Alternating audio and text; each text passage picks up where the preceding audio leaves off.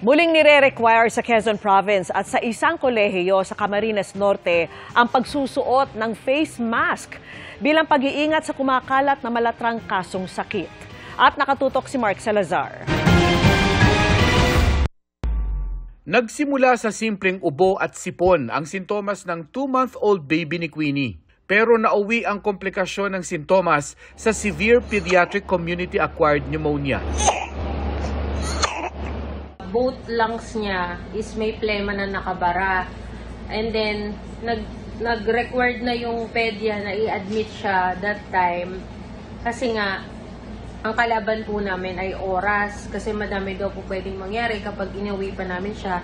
Posible raw nahawa ang sanggol sa kanyang 3 taong gulang na kuya. Nagkaroon ng ubot sipon pero naagapan din naman namin siya agad nung nagsastart pa lang yung ubot sipon. So, syempre, dahil bata, so kahit anong saway namin na magtakip, mag-face mask, is tinatanggal din niya. So, minsan, nangyayari, tumatabi pa siya sa kapatid niya, di may iwasan, nauubuhan niya yung kapatid niya nang di naman niya sinasadya. Ang mga sanggol at elderly ang dapat pinag-iingatan tuwing panahon ng flu-like illnesses.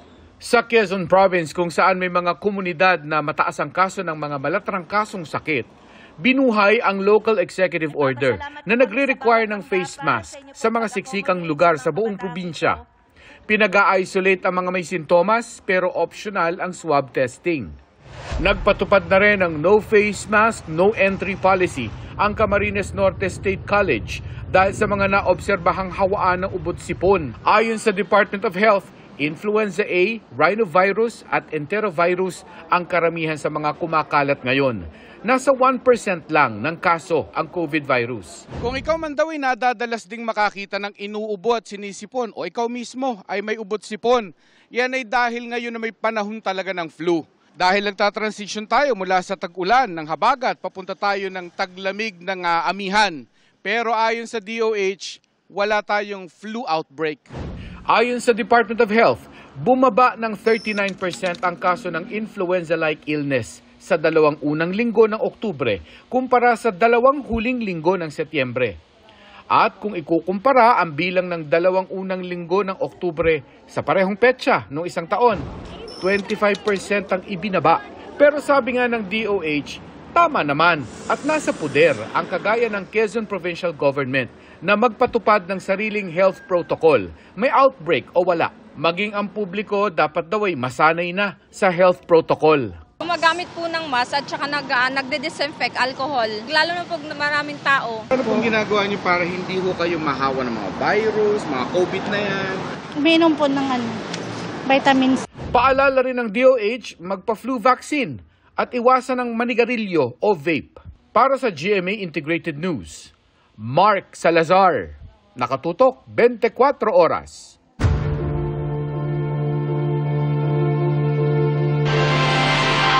Nasa 6 na flood control projects ang sisimulang imbestigahan ng Office of the Ombudsman ngayong linggo.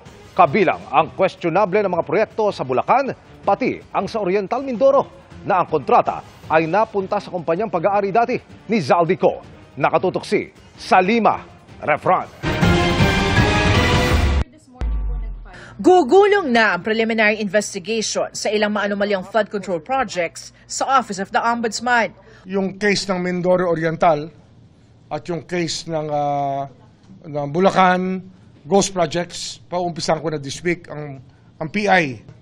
At least 6 flood control cases will start moving this week. Una rito ang mga reklamong graft at malversation of public funds sa rekomendasyon ng Independent Commission on Infrastructure o ICI para sa 289 million peso flood control project sa Nauhan Oriental, Mindoro. Ang kontrata napunta sa SunWest Incorporated na dating pag-aari ni dating ako Bicol Party List Representative Zaldico na magiging respondent na sa mga reklamo. Ang ikalawang set naman ay para sa 5 reklamo ng graft, malversation through falsification at perjury na inihain ng Department of Justice at NBI para sa 5 ghost projects sa ilalim ng DPWH 1st Engineering District of Bulacan. Respondents dito sina dating District Engineer Henry Alcantara, dating Assistant District Engineers Bryce Hernandez at JP Mendoza, kontratistang si Sally Santos at iba pang tauhan ng DPWH. Nagbukas na rin ang motu proprio investigation ng Office of the Ombudsman sa mga proyekto ng misis ni COA Commissioner Mario Lipana na isang contractor. Bukod sa flood control projects, kasama sa mga sinisilip ang pagpapatayo ng Commission on Audit Building sa Quezon City. I had a meeting and I got a rundown of files about the activities of alleged activities of Commissioner Mario Lipana and his wife and their Olympus Mining Corporation that participated in government projects. Not only government projects in DPWH, supply of fire trucks and other government stuff. Nakausap na rin daw ni Ombudsman Remulla ang DPWH. Isang DPWH Undersecretary raw ang aalalay para sa mga kinakailangang mga dokumento para sa gumugulong pang mga investigasyon sa flood control projects. Samantala, hinihingi ni Remulla ang courtesy resignation ng 204 Office of the Ombudsman employees na inilagay raw sa pwesto nito lang Hulyo, panahong magre-retiro na ang dating ombudsman na si Samuel Martires. You don't want to be arriving in a place, tapos lahat ng empty seats na ina-expect mo ng mga para sa mga kasama mo, na-fill up down bigla. Hindi naman dapat gano'n, di ba? So marami kasing, yung parang considered as para midnight appointees. So we have to work that policy. Para sa GMA Integrated News, Sanima Refran, nakatutok, 24 oras. Mga kapuso, napako na ang pangakong kapalit sa nawalang kabuhayan ng ilang magsasaka na apektado sa konstruksyon ng North-South Commuter Railway Extension sa Calamba, Laguna. Idinulog yan sa inyong Kapuso Action Man. Nabuhay sa pagsasaka ang pamilya ni Susana Garcia na taga-barangay Banlik sa Calamba, Laguna. Pero ang ilang tulad nilang magsasaka at tenant ng lupa nawala na raw ng kabuhayan nang magsimula ang konstruksyon ng proyektong North-South Commuter Railway Extension noong 2020. Nangako raw sa kanila ang Department of Transportation ng kapalit na livelihood program. Ang nasakop na taniman namin ay nakuha nila na ang kabuhayan namin ay papalitan ng sabi nila sa livelihood. Pero yung sinabi nilang yun ay nawalang saysay. Ang hinahabol na lang namin dito ay yung mga pangako ng DOTR na kapalit ng aming hanap buhay. Taon-taon daw silang inaabisuhan ng DOTR na magsisimula na ang livelihood program pero Nag-meeting kami ng 2020. Sabi nila December. Lumipas naging 2021. Sabi nila June. Lumipas na naman ang taon. Sabi nila October. Ngayon ay 2025 na po. Ang sabi nila hindi na raw aabutin ng October. Ano na pong buwan kami ngayon? Naghihintay pa rin kami. Yung kaunting maibibigay sa amin na kabuhayan, makakatulong ito. dumulog ang inyong Kapuso Action Man sa DOTR. Ayon sa DOTR, nakipagpulong sila sa mga agricultural tenant nitong Setyembre. Nadagdagan daw sila ng documentary requirements para maproseso ang kanilang eligibility sa Livelihood Restoration Program na bahagi ng Resettlement Action Plan. Ayon sa ahensya, bahagi ng programa ang skills training at capacity building initiatives para makatulong sa magiging alternatibong pangkabuhayan. Makakatanggap din sila ng kaukulang cash assistance packages at financial assistance. Sabi ng DOTR, ngayong taon nila maibibigay ang livelihood assistance sa sandaling maipasa na lahat ng hinihinging requirements. Nakapagpasa na ang mga kaukulang dokumento sa DOTR ang pamilya Garcia. Malaking bagay na po ito na makararating sa aming mga hinaing sa DOTR. Tututukan namin ang sumbong na ito. Nakipag-ugnayan din tayo sa lokal na pamahalaan ng Calamba na nangakong tutulong sa mga apektadong pamilya.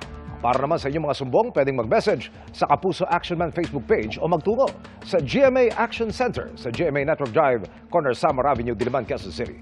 Dahil sa anumang reklamo, pang-abuso o katiwalian, tiyak, may katapat na aksyon sa inyong Kapuso Action Man.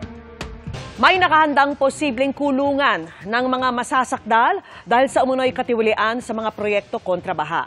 Silipin yan sa pagtutok ni Mariz Umali. Sa bagong renovate na Quezon City Jail na ito raw posibleng dalhin ang mga masasakdal sa Sandigan Bayan kaugnay sa maanumalyang flood control project at sa itinatakbo raw na investigasyon. posibleng sa loob ng 3 linggo ay mayroon ng makulong habang umuusad ang mga pagdinig. Kaya personal itong binisita ni DILG Secretary John Vic Remulla para ipakitang handa na ang pasilidad. In the end, sila ang arbiter kung saan ikukulong. Sila yan eh. But the conditions are that it is the facility closest to the hearing center.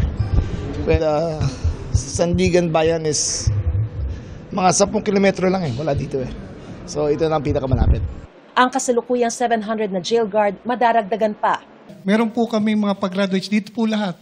Dito po namin dadalhin. We're ready po yung personal complement as well as yung facility po. So ito po yung itsura ng bawat door. May lawak po itong 48 square meters bawat isa. Kaya komportable raw na makakagalaw ang 10 PDL. Katunayan, may 5 double deck para kanilang mapahingahan. Ayan. May mga kutsyon. Meron din po itong sariling lababo. Malakas ang tubig dito. Ayan o. Tapos meron ding inidoro na may flush. At meron din po silang shower area rito. Meron din pong mga ceiling fan, wala pong aircon. At sa ngayon, meron daw 80 dormitories pa raw ang bakante rito. Kaya wala raw magiging kaso ng overcrowding o siksikan, di gaya sa dating kinalalagyan ng Quezon City Jail sa Kamuning. Wala nang overcrowding. This will be the new standard para sa lahat ng BGNP. Ipinakita rin ni Remulla ang malawak na visitation area, basketball court, water treatment facility at lugar kung saan pwedeng mag-ehersisyo at magpaaraw ang mga PDL. Maglalagay din daw sila ng infirmary na kapareho ng kalidad ng mga ospital para maiwasan ang paghingi ng hospital arrest. Kailangan kasi pakita natin sa tao na patas ang batas dapat yung nagnanako ng daan-daan, milyon at bilyon, dito na rin sila ikukulong habang awaiting trial. We're expecting whales. Mga balyena na kukunin natin dito, hindi yung mga gurami. Bibili rin daw si Secretary Remulla ng mga body cam na ipasusuot sa lahat ng jail guard. Para sa GMA Integrated News, Mariz Umali Makatutok, 24 Oras. Angat ang galing at ganda ng Pinay sa Miss Grand International 2025. Itong unang back-to-back win sa kasaysayan ng naturang pageant. From CJ Opiaza, now, Emma Marie Tiglao. Makichika kay Athena Imperial. Miss Grand Philippines! Naluha si Miss Grand Philippines Emma Mary Tiglao nang i-anunsyong Pilipinas ang nanalo sa Miss Grand International 2025. Mas naging emosyonal siya nang patugtugin ang lupang hinirang sa MGI Hall sa Bangkok, Thailand.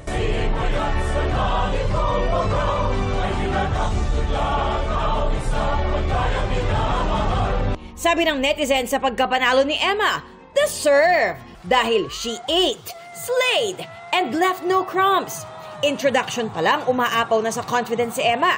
Sa swimsuit round after the announcement of Top 22, nagpasiklab si Emma sa kanyang signature pasarela. Napawaw din niya ang audience sa evening gown competition. Rumampa siya in her fiery sexy gown created by Filipino designer Rian Fernandez. Binagayan pa niya yan ng sultry walk kaya naman umangat siya sa round na ito.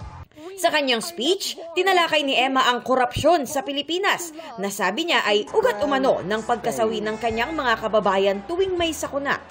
As a journalist, my heart aches for my country drowned by corruption, for the lives lost to earthquakes and typhoons.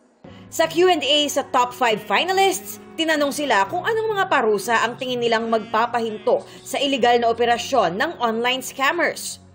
As someone who reports this kind of stories, I really want to use the power of balance, us people to be educated and aware, for us to not be scammed, and the help of the government to enhance their justice system, for the scammers to be behind bars, to be accountable.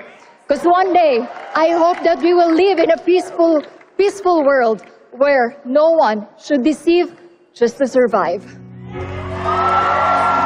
Ito ang unang back-to-back win sa kasaysayan ng Miss Grand International from CJ Opiaza, now Emma Mary Tiglao.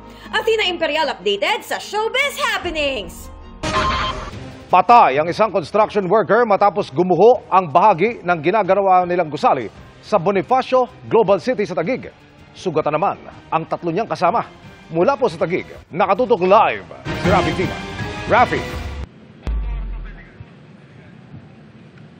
Emil, patuloy ang sinasagawang investigasyon ng Taguig Police na nangyaring aksidente dito sa BGC kung saan isang construction worker nga ang nasawi. Inoobserbahan naman ang 3 pang mga manggagawa na sugatan dahil sa insidente. Kuha ang videong ito ilang minuto lang matapos mangyari ang aksidente pasado alas 11 kanina sa isang ginagawang gusali sa 34th Street sa Bonifacio Global City sa Taguig. Makikitang buhat-buhat ng mga kapwa manggagawa ang isang tila walang malay na lalaki. Makikita naman sa itaas na bahagi ng video ang tila nagtumbahang mga bakal. Ayon sa initial na report, nag-collapse ang itinatayong core wall sa ginagawang elevator shaft ng gusali. 4 na steel workers ang tinamaan. Ayon sa area manager ng construction company, agad namang naitakbo sa ospital ang kanilang mga naaksidenteng tauhan. Kakabit po ng bakal sila. Sir, ilan yung patay dun sa 4? Paglabas po nila, mga buhay naman po lahat sila kanina doon sa kwan. So, nandun po sa ospital po lahat sila. May isang casualty nga daw po. Pero lahat sila buhay kanina pag-aliso dito kasi. Sa hospital na po siya? Maaari po. Agad itinigil pansamantala ang construction sa gusali at pinalabas muna ang mga construction workers para bigyang daan ang isasagawang investigasyon. Titiyakin naman daw ng construction company na sasagutin nila ang gastusin para sa nasawing tauhan, maging ang 3 nananatili sa ospital. Okay naman po lahat base dun sa balita sa akin is nasa ospital nga po, under observation po sila. Okay naman daw lahat sila.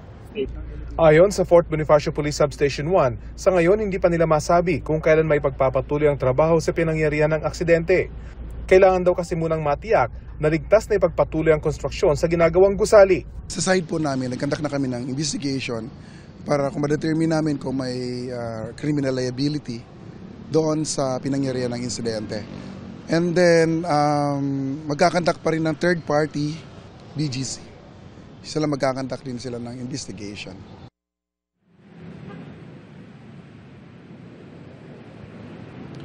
Emil, nasa stable na condition naman daw yung 3 sugatan na kumbaga, pero kailangan nilang i-confine sa ospital para sa karagdagang obserbasyon. Yan ang latest mula dito sa BGC. Para sa GMA Integrated News, Rafi Tima nakatutok, 24 oras. Maraming salamat, Rafi Tima. On a much-needed break muna ngayon si Barbie Fortesa matapos ang kanyang sunod-sunod na projects. Pa-Amerika rin ang aktres para bisitahin ang kanyang kapatid. Makichika kay Aubrey Carampel. Pagkatapos sumabak sa intense na aktingan sa pinagbidahang beauty empire, gusto ko nang tapusin ang galit ko sa'yo. Kahit alam kong kailanman hindi mo hihingan sa akin. Pahinga muna si Barbie Fortesa at ine-enjoy ang oras para sa sarili at mga mahal sa buhay. From Pilates session kasama si Bea Binene, movie and food trip with Kailin Alcantara, pati with Bianca Umali. Naki-jamming din kamakailan si Barbie sa concert ng bandang Cup of Joe. Hinihinga muna, self-reflect. Self-reflect! Biyaheng Amerika rin si Barbie ngayong buwan para dalawin ng kapatid na nasa Chicago. Sa ate ko ulit, puntahan ko ulit yung pamangkin ko. Doon ako mag-Halloween, trick or treat, ganun. Much needed break daw ito para kay Barbie dahil pagkatapos ay maghahanda siya para sa mga susunod na project. Thankfully, pagbalik ko, marami tayong mga nakaabang na proyekto, mostly pelikula, kaya I'm very excited. Yung mga pelikulang gagawin ko, iba-iba yung characters na gagawin ko, iba-iba yung material. So, ang saya kasi na napupush talaga yung growth ko as an actress. Aubrey Carampel, updated showbiz happenings. Sa murang edad, humaharap na sa matinding pagsubok ang mga batang tinutulungan ng Kapuso Cancer Champions Project ng GMA Kapuso Foundation. At ngayong papalapit na Kapaskuhan, handog po natin ang libreng chemotherapy sessions at iba pang mga regalo at sorpresa. Sana'y patuloy po natin sila samahan at tulungan sa kanilang laban. Natural na masayahin ang 2 taong gulang na si Mira. Magana ring kumain at palaging umiindak sa mga paboritong tugtugin. Ngunit sa likod ng kaniyang mga ngiti, may iniinda pala siyang mabigat na karamdaman. December 2024, nang mapansin ng kanyang inang si Meljelyn na hirap huminga at maglakad ang kanyang anak. Na-diagnose siyang may acute lymphoblastic leukemia. Sobrang sakit po syempre po kasi hindi ko po matanggap na ganun po yung mangyayari sa baby ko kasi healthy naman po siya, mami. Una, hindi po namin siya nakitaan ng sintomas na magkakaganyan po siya. Ang expect lang namin is normal lang po na sakit, like lagnat po, ganun. Natigil sa pagtatrabaho si Meljelyn para matutukan ang kalusugan ng anak. Hindi rin sapat ang kinikita ng kanyang asawa na factory worker sa gamutan ni Mira. Kaya naman kabilang si Mira sa 15 batang napabilang sa Kapuso Cancer Champions, isa sa sektor ng Give a Gift alay sa Batang Pinoy Christmas Project. Handog natin ang libreng 6 cycles ng chemotherapy session sa mga bata. Seeing to the treatment of children with cancer is very, very difficult. Ang GMA Kapuso Foundation, sinisigurado natin na meron kayong kaagapay. Hindi kayo nag-iisa. Hatid din natin ang mga regalo at iba't ibang activities para sa mga bata kasama ang Kidzuna Ion Fantasy Group Philippines. 今日は、キッズーナに来てくれて本当にありがとうございます。みんなの笑顔を見て僕たちは元気になりました。笑顔はみんなを元気にします。これからもずっと笑顔を大切にしてほしいと思います。Mga kapuso, sana'y maging instrumento tayo ng pag-asa para sa mga batang nakikipaglaban sa cancer. Sa mga nais makiisa sa iba pa naming proyekto, maaaring magdeposito sa aming mga bank accounts o magpadala sa Cebuana Luwilier. Pwede rin online via GCash, Shopee, Lazada at Globe Rewards. Nilooban ang sikat na Louvre Museum sa Paris, France. Ayon po sa mga otoridad, gumamit ng isang crane ang mga magnanakaw na may suot na ski mask para basagin ang isang mataas na bintana sa museo para makapasok. Kabilang sa mga tinangay ng mga kawatan ang isang brooch na tadtad ng mga mamahaling bato at koronang may perlas na ginamit ng isang French emperatrice. Pati na ang ilang isinuot ng ilang reyna tulad ng sapphire at emerald na alahas. At dahil nga sa nangyari, nababahala ang publiko sa seguridad sa museo kung saan din nakadisplay ang Mona Lisa. A breath of fresh air para kay Rian Ramos ang kanyang saglit na pagganap bilang si Samina. Ngayong gabi dapat abangan kung papayag nga ba si Metena sa hiling ni Tera na magkaroon ng peace talks. Makichika kay Athena Imperial. Sa gitna ng sagupaan ni Flamara laban kina Dea at Tera na pinigilan ni Adamus, pinagalitan at pinangaralan ni Perena na hindi sila dapat nag-aaway at mabuting kontrolin ang kanilang emosyon. Hiniling ni Perena na ipangako ni Tera na siya ang tatapos sa kalupitan ni Keramitena. Pero sa isang panaginip, mabubunyag kay Tera na may kakambal si Mitena, si Cassiopeia. Nabunyag man ang tunay na pagkatao ni Samina bilang si Mitena at si Naya bilang si Tera. Tila nanatili ang mga alaala ng kabutihan at pagtitiwala nila sa isa't isa. Kwento ni Rian Ramos, breath of fresh air para sa kanya ang pagiging Samina. Bilang Keramitena kasi, puno siya ng puot at galit. Kaya nang magkaroon siya ng kaibigan sa katauhan ni Naya, pag hinag ako ni Bianca, naiiyak talaga ako. It was just very nice and warm and fuzzy for me and it made me happy.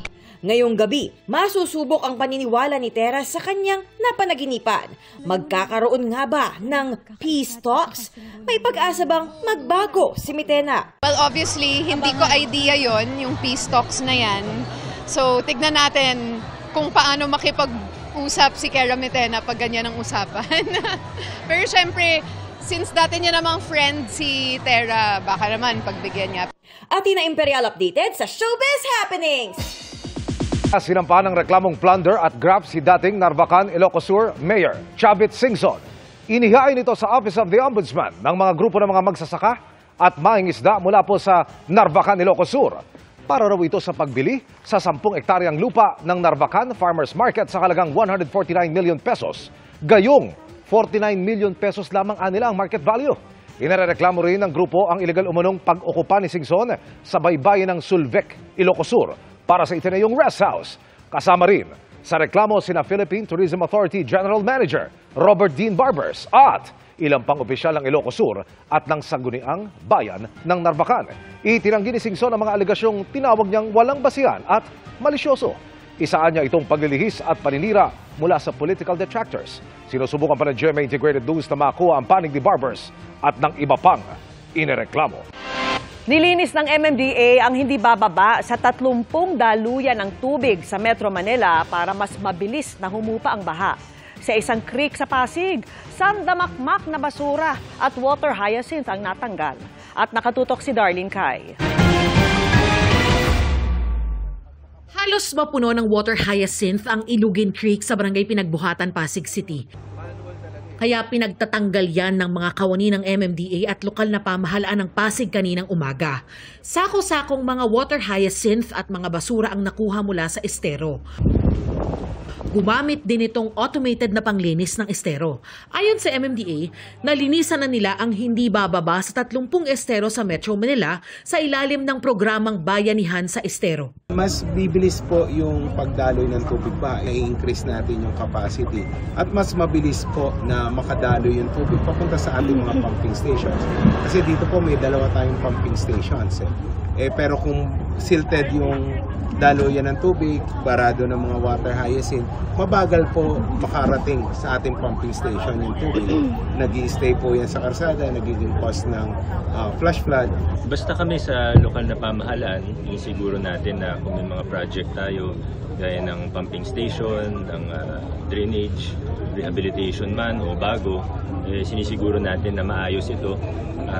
Ang isa sa pinagtutuunan natin ng pansin ngayon ay yung monitoring. So nag-i-engage din tayo ng mga civil society groups, NGOs, volunteers, gaya ng mga College of Engineering para makatulong mag-monitor. Target daw ng MMDA na makapaglinis ng 50 estero bago matapos ang taon. Nakikipag-ugnayan na rin daw sila sa mga lokal na pamahalaan para matukoy ang mga estero na dapat unahin. Sa kabuuan, may 273 na mga daluyan ng tubig sa Metro Manila. Para sa GMA Integrated News, Darlene Kai, nakatutok 24 oras. Going international na po ang matagal nang itinuturing na icon ng kulturang Pinoy, ang mga jeepney. Ayan, hindi po kayo namamalikmata mga kapuso ha. Nasa Frankfurt, Germany na ang makulay at ipinagmamalaki nating hari ng kalsada. Bahagi po yan ng Jeepney Journey, isa sa mga opening activity para sa isang book fair doon. Ayon sa may-ari nito mga kapuso, inimbitahan siya mismo ng Frankfurt City Government para i-exhibit ang jeepney. At gaya ng mga tradisyonal nating jeepney rito po sa Pilipinas, kumpleto ang makulay na disenyo nito na mayroon pang sound system. Ang singil niya, nako, ito na, 10 euro cents o katumbas ng 6 na piso kada kilometro. Okay na yun Wow. At yan ang mga balita ngayong Lunes, 66 na araw na lang at Pasko na. Ako po si Vicky Morales para sa Mas Malaking Misyon. Para sa mas malawak na paglilingkod sa bayan, ako po si Emil Sumangil. Mula po sa GMA Integrated News, ang News Authority ng Pilipino, nakatuto kami 24 oras.